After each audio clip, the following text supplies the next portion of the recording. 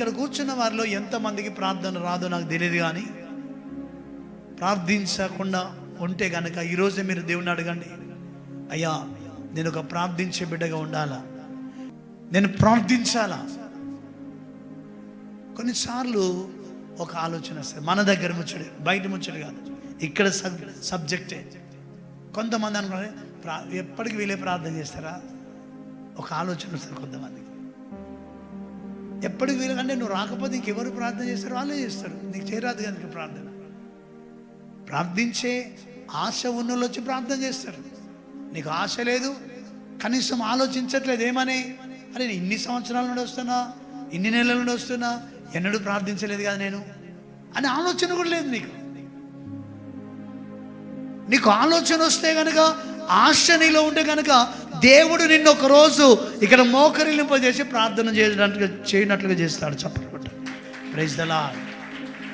నీ హృదయములో అది ఉండాలి. అయితే నీ జీవితంలో ఇక్కడ ప్రార్థించాలని కాదు, నీవు కష్టాల్లో ఉన్నప్పుడు నువ్వు ప్రార్థించే బిడ్డగానే ఉండాలి, కానీ నీవు ఇంకొకరి మీద ఆధారపడే బిడ్డగా ఉండొద్దు. ఇంకొకరి మీద నువ్వు ఆధారపడద్దు. నీవే దేవుని సన్నిధిలో ప్రార్థించాలి. దేవునితో ముఖాముఖిగా మాట్లాడే ఆ కృప నీకు ఇచ్చాడు దేవుడు, ఆ లైసెన్స్ నీకు ఇచ్చాడు, దానికి నువ్వు వాడుకోవట్లే. ఆ లైసెన్స్కి ఎక్స్పైరీ డేట్ ఏముండదు. నువ్వు ఉన్నంతకాలం నీకు ఆ లైసెన్స్ ఉంటుంది. నువ్వు ఇప్పటికైనా దాన్ని ఉపయోగించుకొని దేవునితో మాట్లాడు. చప్పట్లు కొట్టండి, స్తోత్రం. దేవుని సన్నిధిలో నువ్వు ప్రార్థించాలి. నీవే స్వయంగా ప్రార్థించాలా, దేవునితో ముఖాముఖిగా ప్రార్థించాలా. నా ప్రియమైన దేవుని బిడ్డలారా, నేను ఒక్కటే చెప్తున్నాను మీకు, నీవు వ్యక్తిగతంగా దేవునిలో ఎదుగు.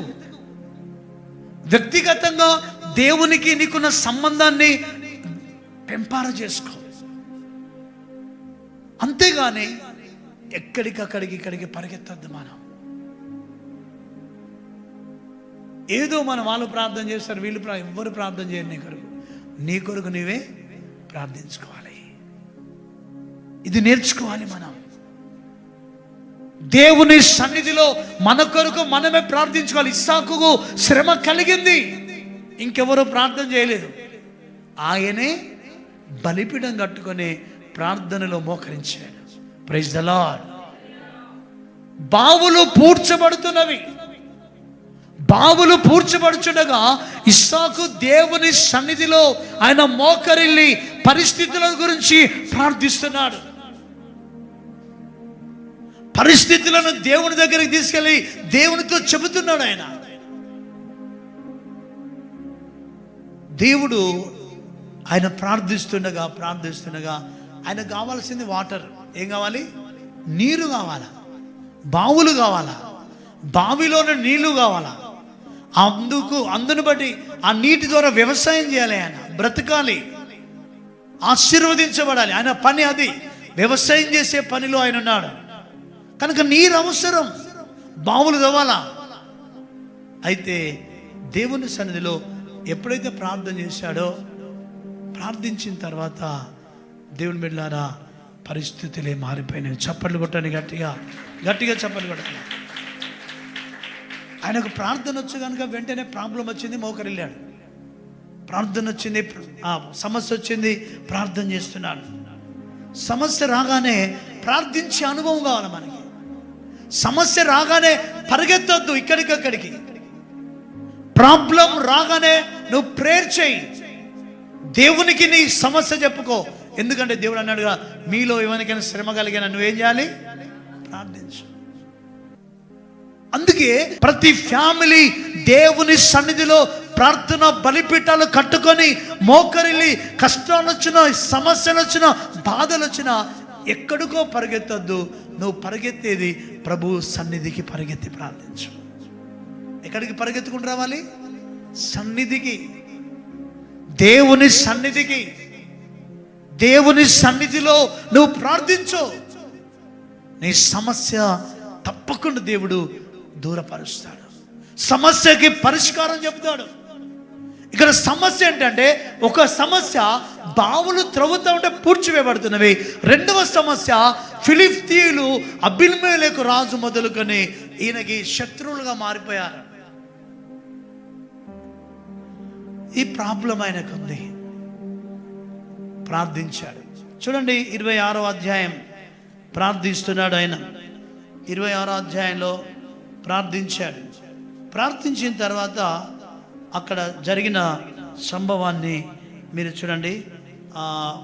ముందు 25వ వచనం చదువుకుందాం. మళ్ళీ బలిపీఠం కట్టించి యెహోవా నామమున ప్రార్థన చేసి వేసెను. అప్పుడు ఇస్సాకు ఆ బావులు త్రవ్విరి. గట్టిగా చప్పట్లు కొట్టండి, గట్టిగా. ప్రార్థించి బావులు తవ్వడం మొదలుపెట్టాడు. నేను అనుకుంటా అంతకుముందు బావులు తవ్వితే పూడ్చివేయడం చూడండి, అక్కడ ప్రార్థన చేయలే. అప్పుడు ఆయన ప్రార్థన చేయలే, మర్చిపోయి ఉంటాడు, లేదా ఏం కాదులే అనుకుంటాడు. బావులే కదా, గిదినికి ప్రార్థన ఎందుకు అనుకుంటాడు. కొన్ని సందర్భాలలో మనకి ఈ చిన్నదానికి ప్రార్థన అంటే ఆ చిన్నదే ఇంత పెద్దగా అయిపోతుంది. చిన్న చిన్న వాటిని అనుకుంటాం మనం.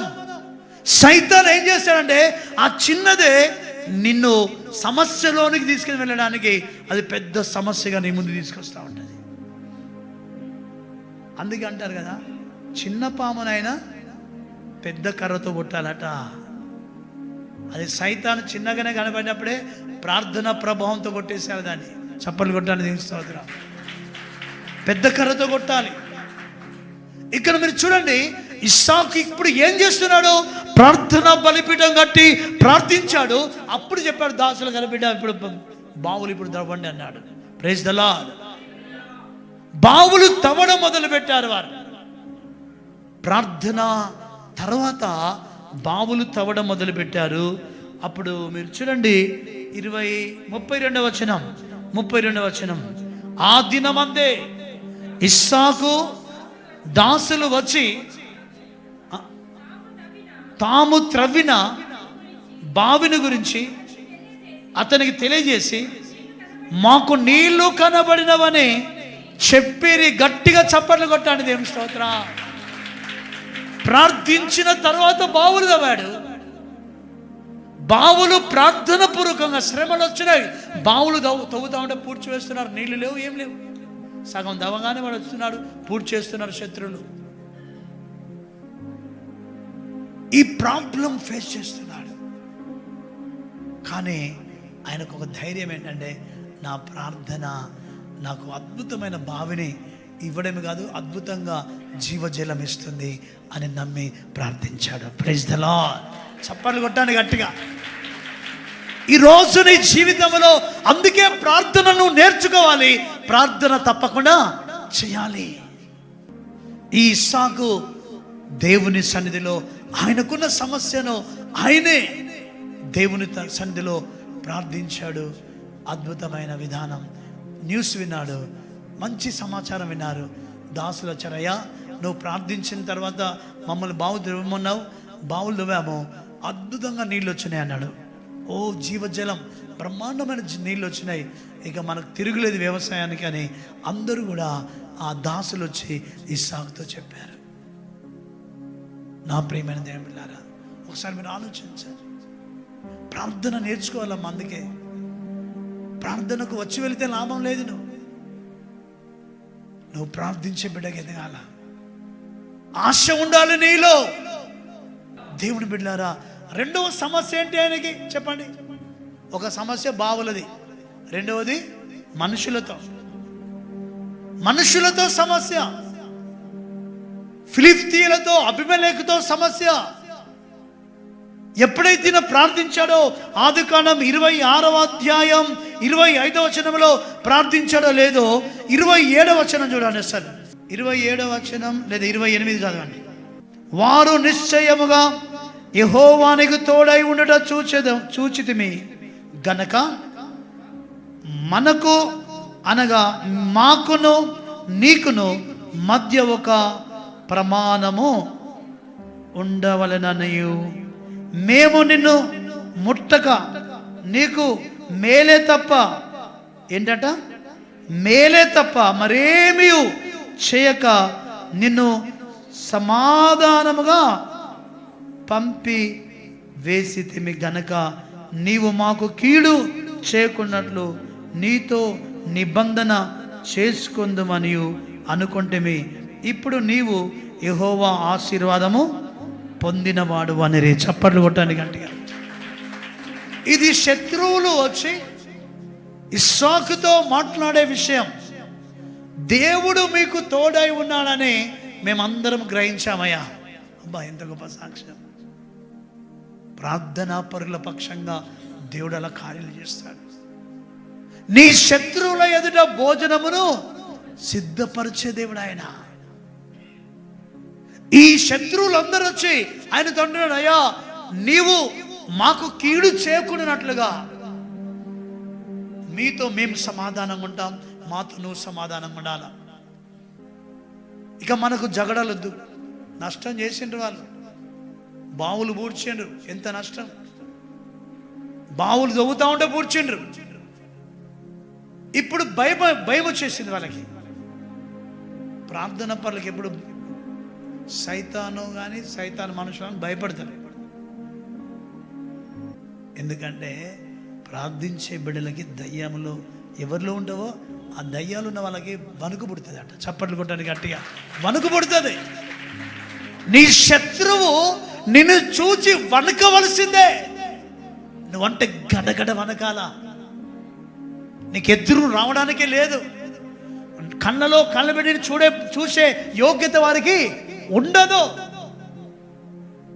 ఇస్సాకు దేవుని సన్నిధిలో అంతగా బ్లెస్ అయ్యాడు. వాళ్ళందరికీ అర్థమైపోయింది. ఫిలిస్తీయులు అబీమెలెకు వచ్చేసారు. అయ్యా మీతో మాకు ఇక అసమాధానం వద్దు, నువ్వు దేవుడు మీకు తోడై ఉన్నాడని మేము గ్రహించాం. వాళ్ళకి శత్రువులు తెలిసే వీళ్ళకి దేవుడు తోడై ఉన్నాడు. అమ్మకి వీళ్ళ జోలికి పోవద్దు, సమాధానంగా ఉందాం అని వచ్చి ఆయనను రిక్వెస్ట్ చేస్తున్నారు. అప్పుడు దేవుని బిడ్డ ఏం చేయాలా? అబ్బా ఇంకా పైకి వెళ్ళి చల్ మిమ్మల్ని ఇప్పుడు అంత చూస్తా, ఇప్పుడు చూస్తా మీ అంత అనాలా? మనం ఏమనాలి? చెప్పాలి. ఏమనాలి? సమాధాన వాళ్ళని క్షమించాలి. వాళ్ళని చప్పట్లు కొట్టండి. వాళ్ళని ఏం చేయాలి? క్షమించాల్సిందే. క్షమిస్తేనే మళ్ళీ నీ ప్రార్థన దేవుడు వింటాడు.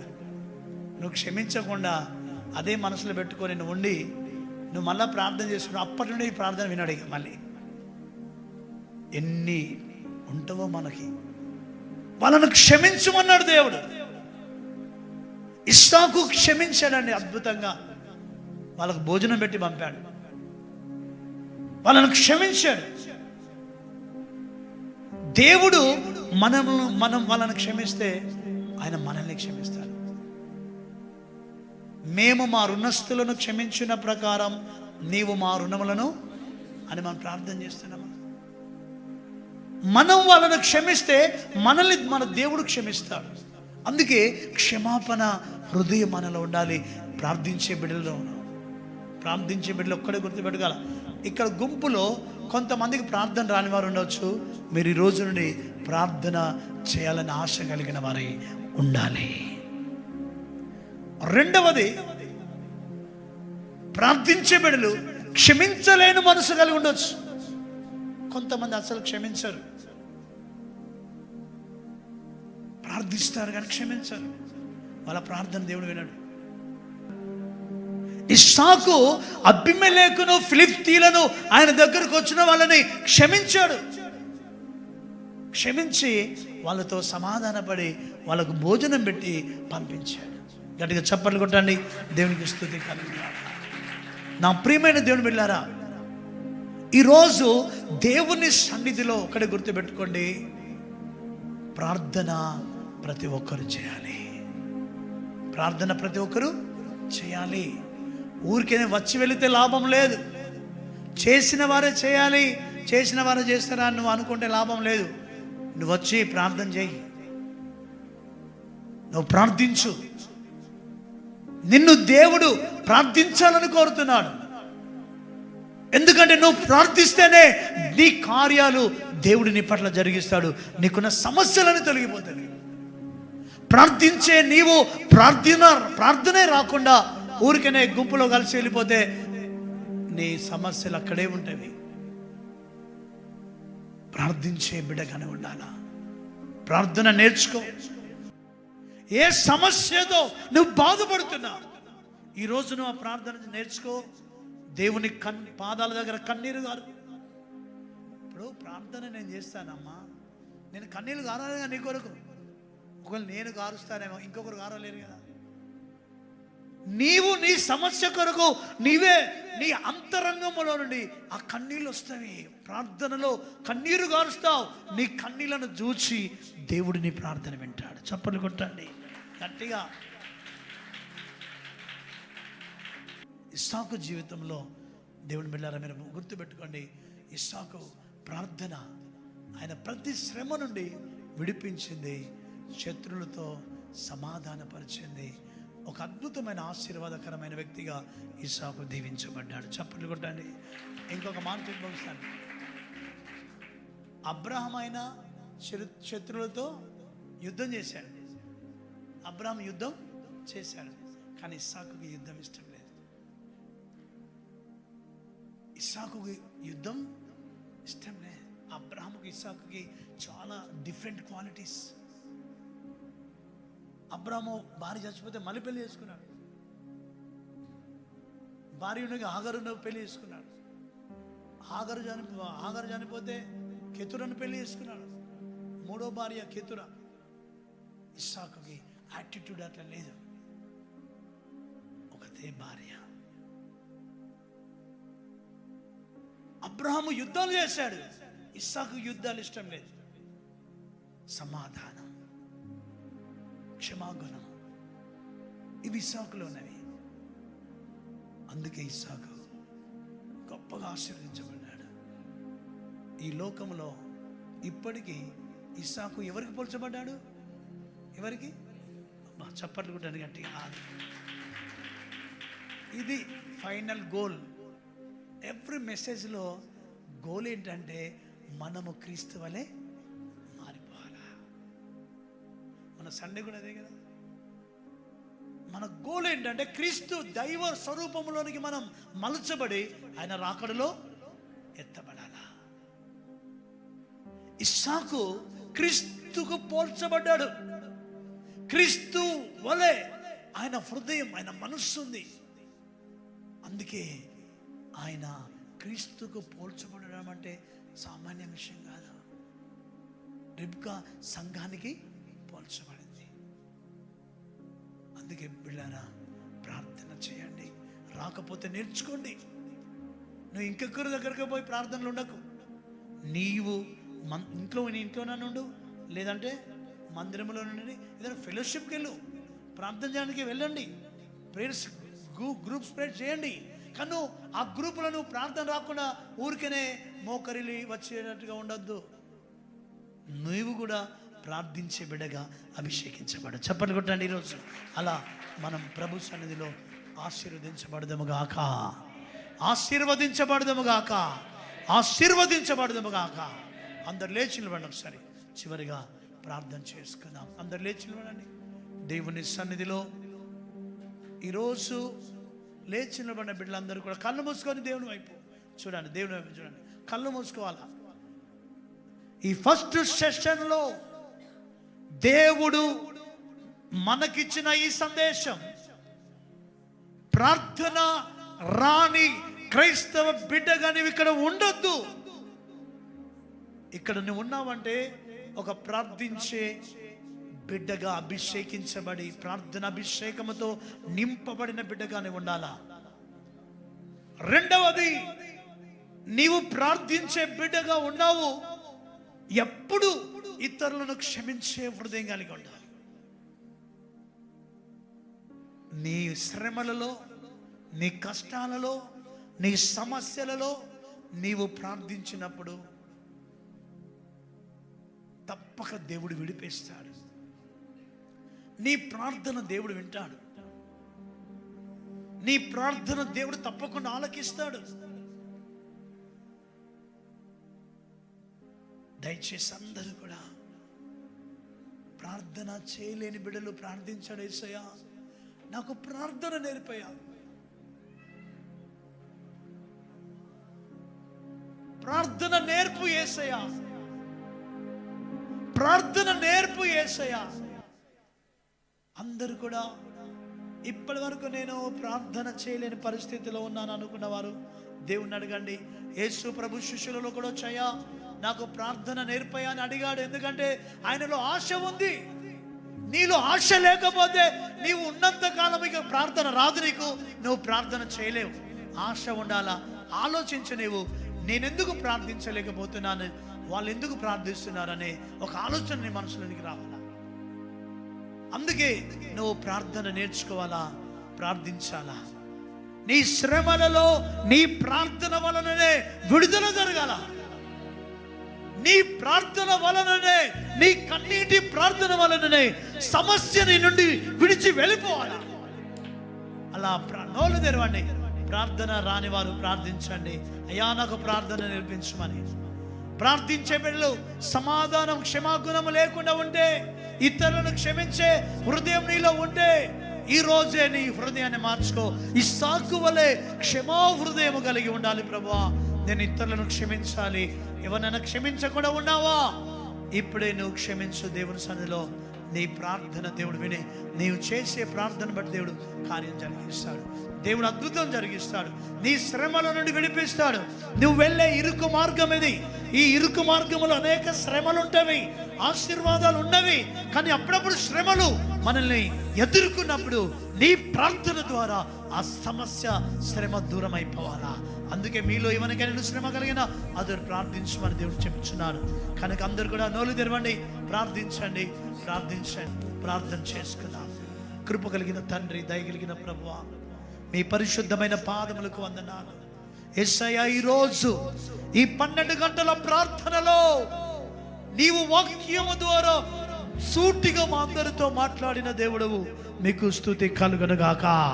ఇస్సాకు వలె మా ఆత్మీయ జీవితంలో మేము ఇరుకు మార్గములో ప్రయాణం చేసేవారము గనుక మాకు ప్రార్థన నేర్పయ్యా. ఇంకా ప్రార్థించే అభిషేకం దయచేయి. ఎంతమంది బిడ్డలు ఇంకా ప్రార్థన రాక ఉన్నారో వాళ్ళందరూ మీరు దర్శించండి. ప్రార్థించే బిడ్డలుగా అభిషేకించండి తండ్రి. ప్రార్థించే బిడ్డలు క్షమాగుణము కలిగి సాకువలే సమాధానముతో ప్రతి ఒక్కరితో ఉండే కృప దయచేయండి. అప్పుడు మేము ఎలాంటి శ్రమల్లో ఉన్నా ప్రార్థించగానే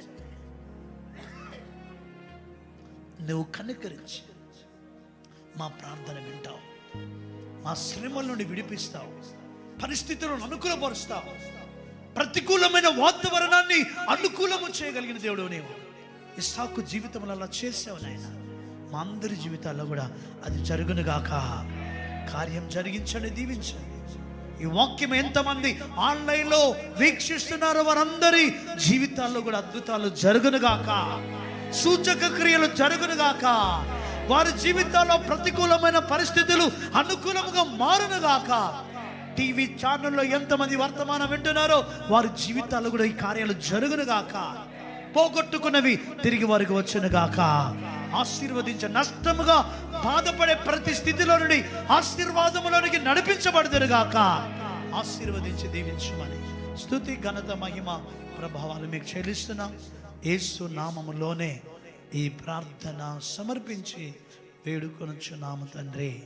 ఆమేన్. గట్టిగా చెప్పండి ఆమేన్ అని. కూర్చోండి.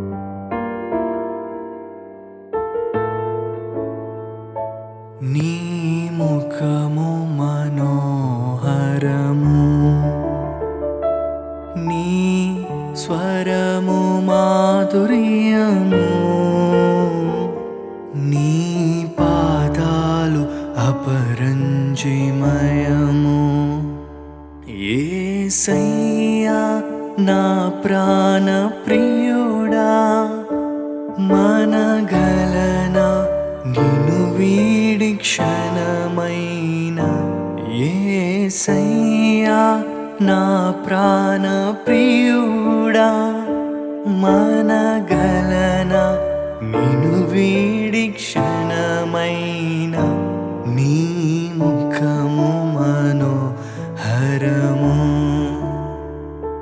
నీ స్వరము మాధుర్యము నీ పాదాలు అపరంజిమయము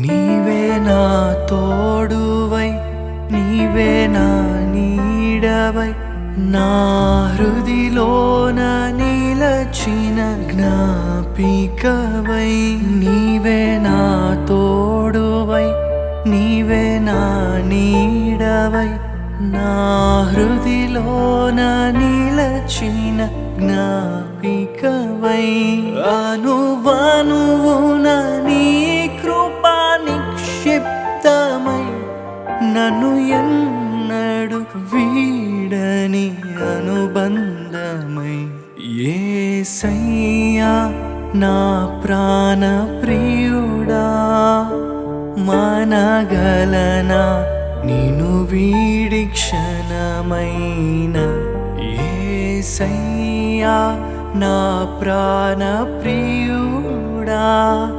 మనగలనా నిన్ను వీడి క్షణమైన